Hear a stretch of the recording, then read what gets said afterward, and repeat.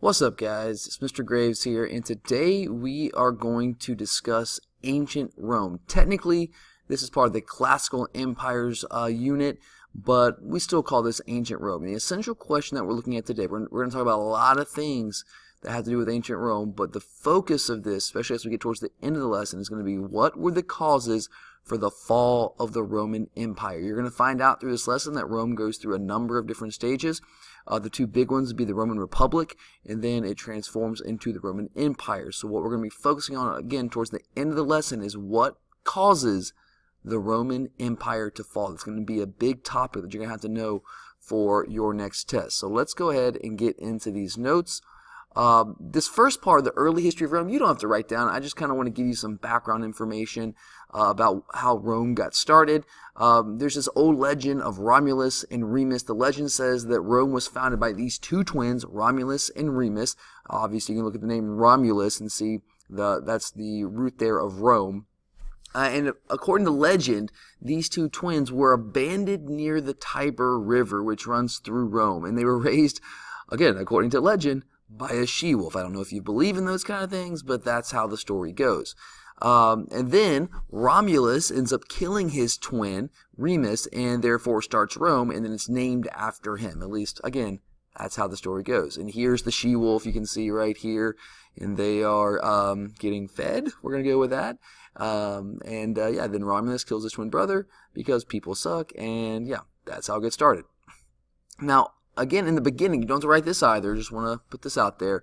You can see right here, I mentioned the Tiber River runs right through Rome right there. Ancient Rome got started really as a group of small little villages along the Tiber River in what is now the modern-day country of Italy. Here's another example of a civilization getting started around a river or around some body of water because, oh yeah, that's right, water is kind of essential for life. But then eventually around 750 BC, so that's about 750 years before what we call the year zero, before Jesus was born, these villages come together, they unite and form the city of Rome that is still around today, and at one point in history, as we're getting ready to start talking about, was a massive, powerful empire. So here's where you're going to start taking some actual notes on this next slide. And we're going to start with the geography of Rome. We talked about Greece for a couple of days and that empire, but the Roman Empire had a geography that was much more hospitable than Greece. What I mean by hospitable is that it was just better off in terms of growing crops. It was a better climate, the soil was better, they were able to grow things more so than the Greeks were, and it wasn't necessarily as hilly around there either. Since the climate was a little better, they had a longer growing season. The soil was definitely more fertile. So all of this kind of combines to allow them to produce more things on their own. You have a large forest, which obviously you can cut down the trees and use for timber. And this geography, this hospitable climate, the soil, this is what kind of started the basis of the Roman prosperity. And prosperity just means making money, right? So the Romans were very, very wealthy, at least the upper class Romans, or as a wealthy empire compared to those around it at the time. And that was all based on the fact that their climate was just so hospitable. They were just lucky that their empire grew where it grew. Now let's talk about the social classes and get into the different groups in this Roman society. It was certainly very much divided into two basic large groups. On one hand, you have the patricians, who were the wealthy people, what we would call the upper class here in the United States today. They were the wealthy aristocrat. An aristocrat is someone who is just kind of born into nobility, born into wealthy circumstances. Kind of those people that are born with a silver spoon in their hand, like, oh, I don't know, Donald Trump maybe. They were the ones who actually owned land. But the thing was, the patricians, while they were the wealthiest, most prominent group in Roman society, they were certainly a minority. Only about 10% of the population were patricians. The rest of them fell into the other category we'll talk about here in a minute. But even though they were only a small minority of the population, the patricians had almost complete control over the government and all the laws of Rome. Now, if you think about it, I don't know about you guys, but that doesn't sound exactly fair. Why do 10% of the people get to make the rules and run this government over the other 90% of the people? That doesn't make a lot of sense to me, but I'm sure heard this before, money rules the world. Money is all about money. If you've got wealth, you have power. And that was what was going on with the patricians. They only had 10% of the population, but since they had money, they had power, and they ran the show in Rome. And as a group of people that had control of the government, they were also members of what we call the Roman Senate. The Senate was the group of people in Rome that made laws. Kind of like we have a Senate today in the United States. It's a little different, but same name. But the Senate in Rome is what made the laws. Again, that's the patricians that could be members of the Senate. Now, on the other side, you have what we call the plebeians, okay? The plebeians were the small farmers, your typical laborers, kind of like your blue-collar workers. Like people today that would be considered plebeians would be like, I don't know, like construction workers, somebody who, honestly, I would be considered a plebeian. Even though I'm not a manual laborer, I'm just an average guy. People like that, officers, things like that, people just do blue-collar, everyday kind of jobs. And these were the majority of people in Rome. But even though they had more people than the patricians, they were banned from holding most government jobs. They were not allowed to participate in the government in really any meaningful way. So, again, that kind of, it doesn't make a ton of sense when you look at from this perspective of patricians, 10% of the population, but they have complete control over the laws and the government of Rome, whereas the plebeians have the vast majority of the people in Rome, but have almost no say in what's going on in the country. And really, if you look at the United States today, it's not quite like that. I mean, it's not as dramatically like that, but in some ways, think about the people who are leaders. Think about the people who have been president over the past, 20 years. These are all millionaires, all right? Barack Obama was a millionaire before he became president. He'd written a couple books. And was a pretty prominent lawyer. Donald Trump, well-documented millionaire, maybe a billionaire, who knows? He won't release his tax returns, so we don't really know. You go back and look at George Bush. His whole entire family, it's basically a dynasty. They have tons of cash, old oil money. So I think you can still look at it today and say people that have money still run the country in the United States, and it was no different back in Rome. It was just maybe a little bit more pronounced. All right, well, now let's look at the next slide here, if it's going to load. There we go. So the next slide here is we're going to talk about how the Roman Republic was created. Now, for about more than 200 years, Rome was ruled by kings. It was not a republic. In the United States, we have a republic today, so I'm going to kind of bring this into what we have here in our country in a few minutes, so it can hopefully make a little bit more sense for you. But in 509 BC, I'm going to make a long story short, I'm not going to go into all the details, you don't have to know it for this test, but Rome becomes a republic. And if you look at the root here of republic, see the first three words are the prefix, or first three letters, I should say, R-E-P, represent, right? So a republic is a country or an empire where you are going to elect people to represent you.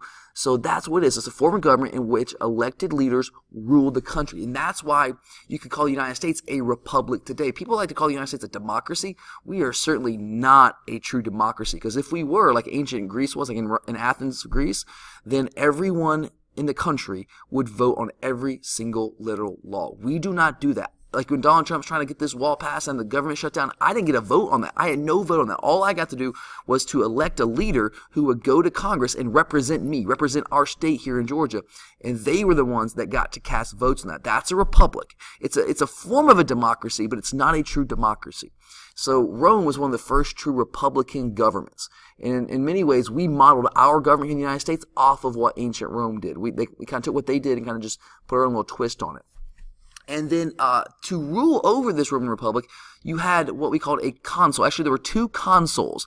These consuls were like the chief executives, kind of like the president is for our government today.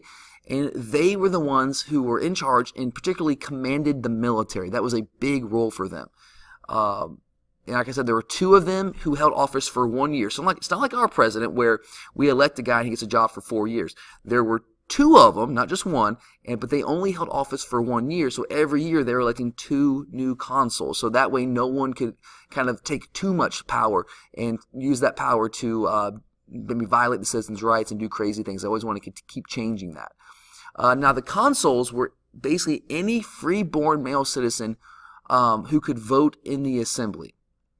So if you could do that, you could be elected as a consul.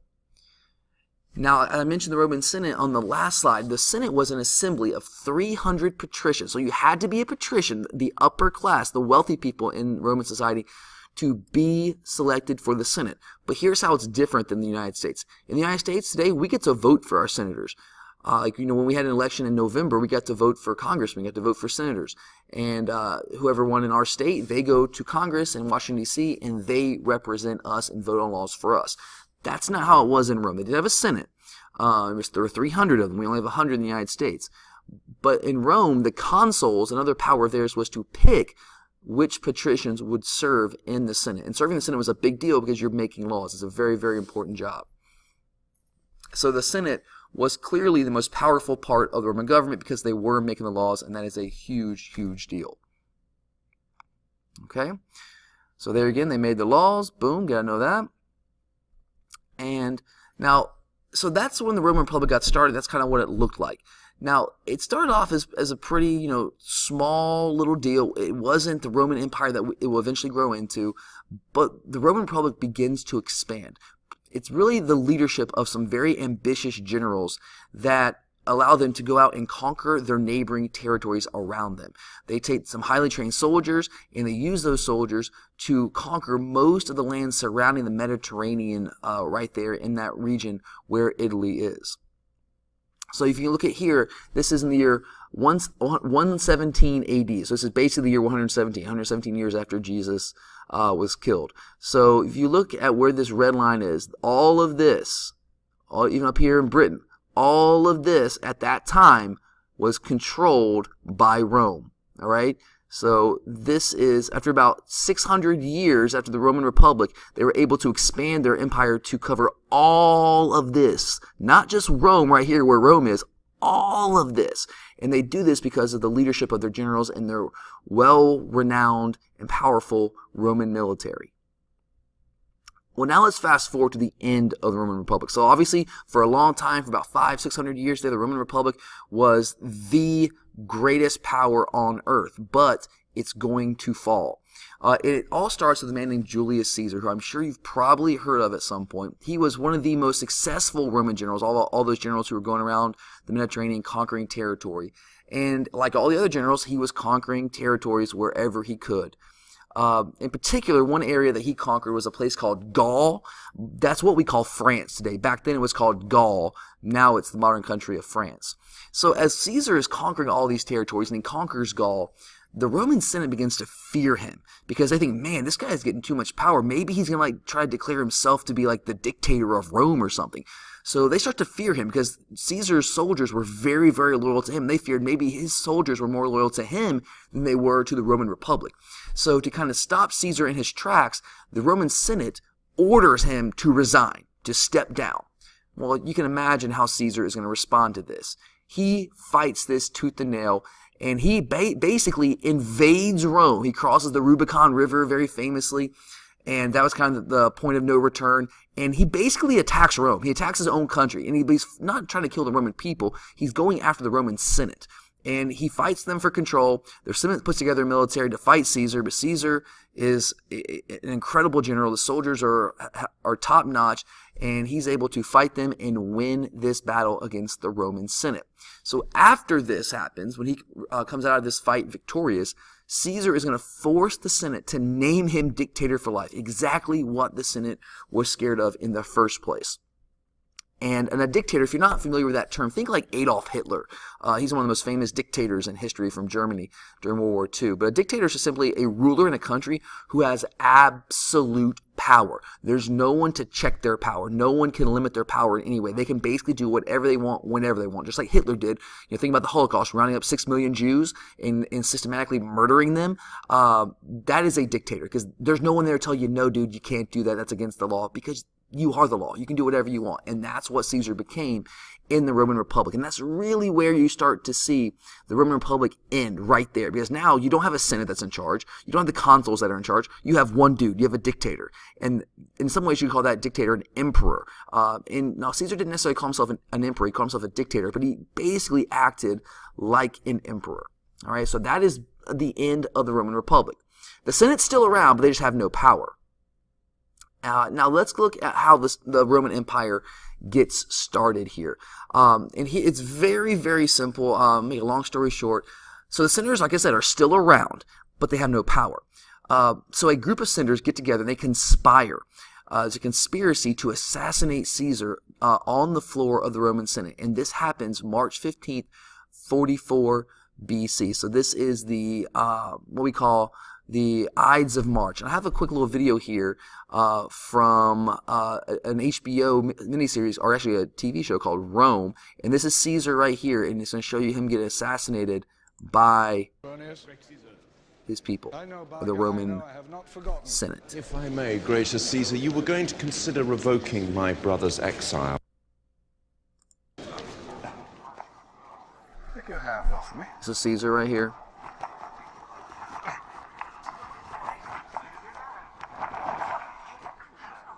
What are you waiting for? No! No! No!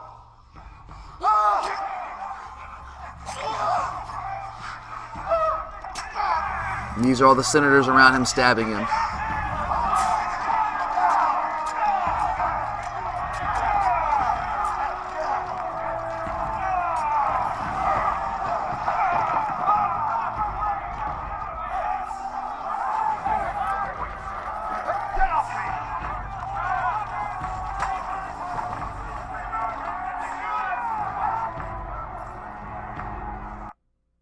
So, yeah, there you go. That's the assassination of Julius Caesar. So, let me put this back up. That's kind of how it went down there. Very famously, his best friend Brutus was one of the senators who stabbed him. He turns to him and says in Latin, "E tu, Brute," which means in English, "You too, Brutus? Even you are doing this to me?"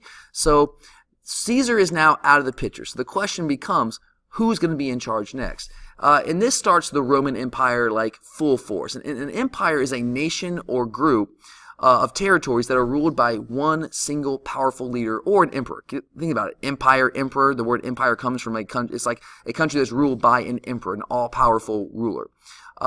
So the first true Roman Empire, our emperor, was a guy named Octavian. He was the adopted son of Julius Caesar. And after Caesar was assassinated, there was a civil war between three different groups.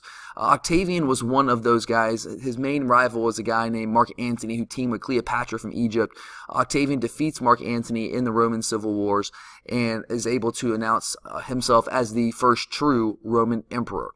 Now, when he becomes the emperor of Rome, he changes his name. He takes on a new name. He names himself Augustus Caesar. So Octavian and Augustus Caesar are the same person. Okay, don't be confused there. When he becomes the emperor and wins the civil wars, that's just kind of what he names himself.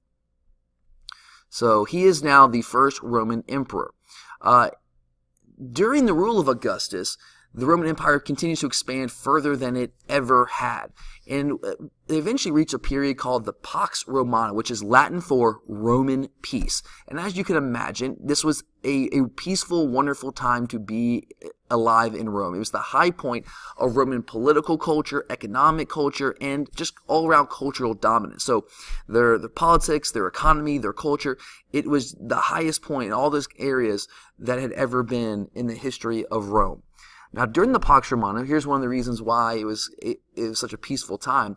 Augustus placed soldiers all along the borders of Rome to keep the peace, to keep out potential invaders, and also just to watch what's going on inside the empire as well.